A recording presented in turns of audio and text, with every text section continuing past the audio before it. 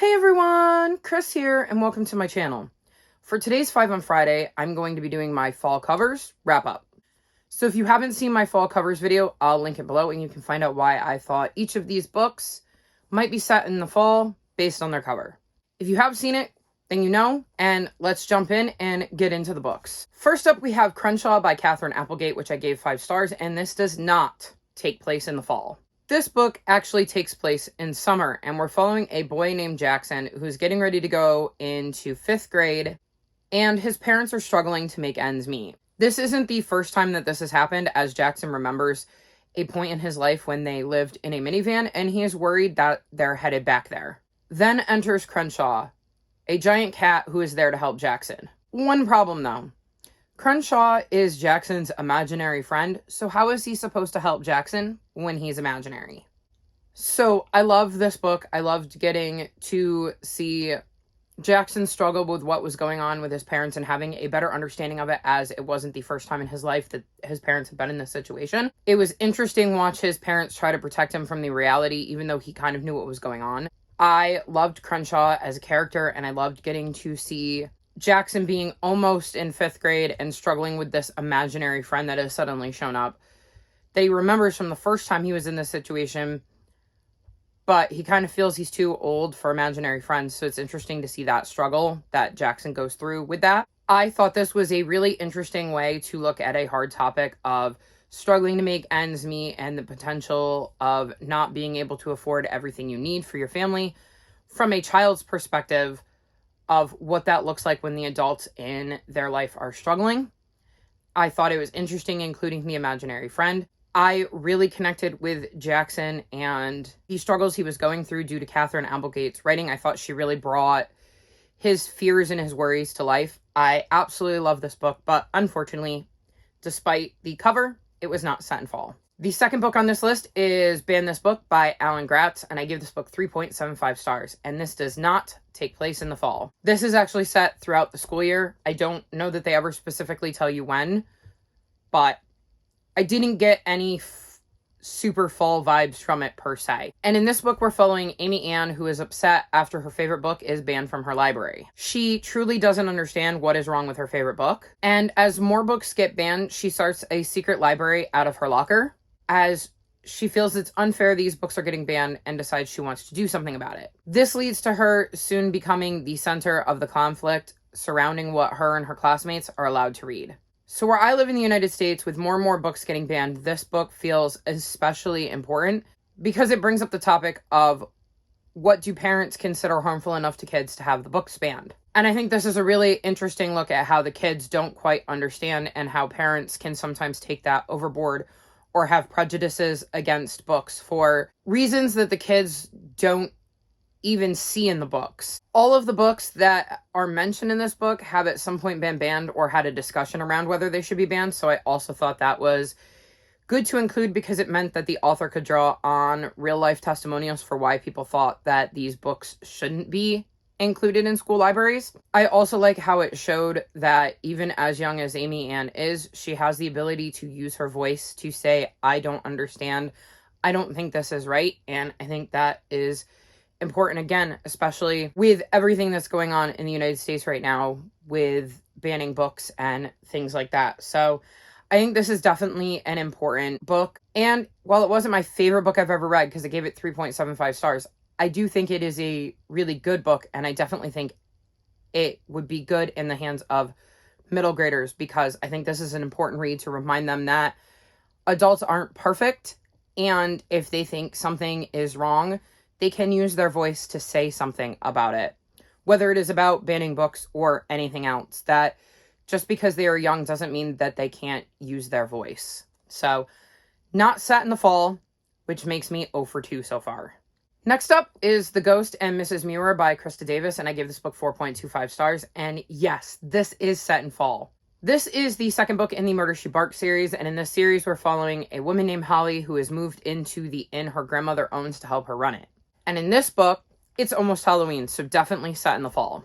The inn is currently playing host to the cast of a new TV show who investigate paranormal activity, and things seem to be going well enough until Holly and her 2 furry companions find one of the women drowned near the gazebo.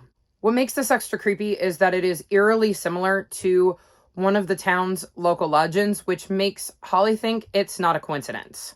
Holly then starts to try to find the real killer before anyone else winds up dead. So my guess had been that it was around Halloween because of all the jack-o'-lanterns, and I was absolutely right. This was set right before Halloween, and it was interesting to see Holly have to deal with this paranormal activity because with the crime being so similar to this local legend, it made some superstitious people think that maybe a ghost had done it. And it was interesting seeing her try to piece together who the actual killer was, especially since the killer was smart enough to know how to use this local legend to their advantage. It also didn't help that she had this cast of a TV show in town who believed in paranormal activity, because otherwise, why would they be filming for this show? But it also meant that the cast were potential suspects because obviously they would know how to stage stuff because they had to know what to look for in their own ghost hunting and making sure that the people who contacted them weren't setting them up. So I thought this was a great installment in the series. I love Holly and her furry little companions. I will definitely be reading more in the series. And with this book being set in fall, I'm now 1 for 3. Book 4 is The Cottingley Secret by Hazel Gaynor, and I gave this book 4.25 stars, and this is not set in fall. So this kind of has two timelines, and in one, we're in present day, and we're following Olivia, who has just inherited her grandfather's bookstore after his death. Another thing she has inherited is a manuscript, along with a photograph that tells the story of two children who, in the early 1900s, found fairies. The other timeline is of Frances and Elsie, who are the two young girls from the photograph that Olivia has, and the manuscript is basically their story. So we get to see the manuscript play out in this book along with Olivia's story in present day. And Olivia eventually finds out that she may have a connection to the two girls in the photograph, which leads her to wondering how much of this story is real and how much of it is just that, a story. So I enjoyed this a lot more than I thought I was going to. I knew I had a book on my shelves that had this premise, but I had no idea that it was this one, or I wouldn't have been picking it for my fall cover because the whole idea is that I'm going in blind. And I can remember reading the description and not expecting to enjoy this as much as I did when I read it. But again, I didn't associate it with this book, so I was surprised that I enjoyed this as much as I did. I like the idea that Olivia was reading a manuscript, which to her is a story. It is a manuscript for a story.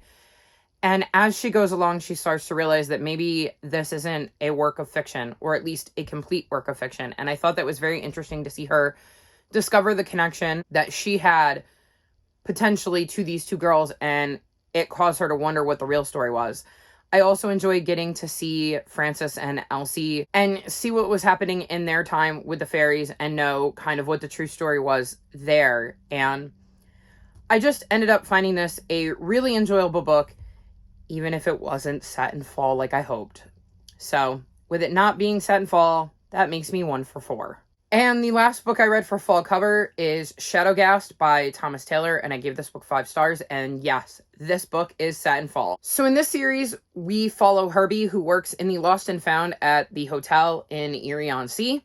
And in this book, the timeline is set around Ghastly Night, which is what the people of Erie-on-Sea celebrate instead of Halloween. The big thing about this is there is a legend surrounding Ghastly Night, and it's if you fail to light a magic wick candle and put on a puppet show on the pier, then the Shadowgast will come and take your shadow. And this is such a big local legend that everybody in town seems to do it. It's a yearly tradition. Then people start to go missing, and the town gets spooked and thinks the Shadowgast might be responsible. So Herbie then has to get to the bottom of things and find out whether there is actually a Shadowgast or whether something else is going on. I really enjoyed this book. I love this series. I love the setting of Erie-on-Sea and how Thomas Taylor has managed to bring Erie-on-Sea to life. And there's also some really great illustrations in this book that help to bring the story to life and really draw you into the story. I liked the spooky vibes with the Shadowgast and wondering what was going on with Herbie. And this actually ended up being creepier than I thought it was going to be because of how the book played out. I can't really say much more without spoiling some stuff, so I don't want to do that. But I really enjoyed getting to see Herbie's adventure in this one. And like I said, Thomas Taylor does a great job of bringing the town of Erie-on-Sea and the spooky atmosphere of this book to life, and I really, really enjoyed this. We'll definitely be continuing on with the series, and I'm very excited to say that because this book was set in fall, I get to bring my final total up to 2 for 5. So these were the books I read for fall covers. 2 for 5 isn't bad considering I was basing it legitimately only on the covers, but hopefully I will do better with my winter covers, though I guess you'll just have to stay tuned to my channel to find out. All of my social media, including my Discord, is linked in the description below if you'd like to come talk to me about any of these books or books in general. If you've made it this far in the video, leave me fall emojis, like this video, and subscribe to my channel, and I'll talk to you next time. Bye!